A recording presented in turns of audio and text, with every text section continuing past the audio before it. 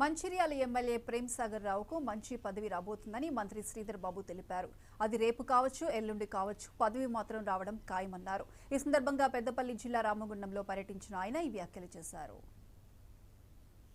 రేవంత్ రెడ్డి గారికి కూడా మీ బలమేందో తెలుసు.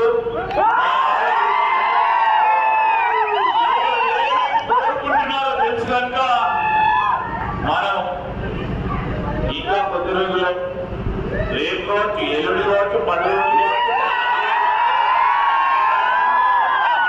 కార్యకర్తల మనోభావాలని కాంగ్రెస్ పార్టీ ఎప్పుడు కూడా గుర్తిస్తుంది.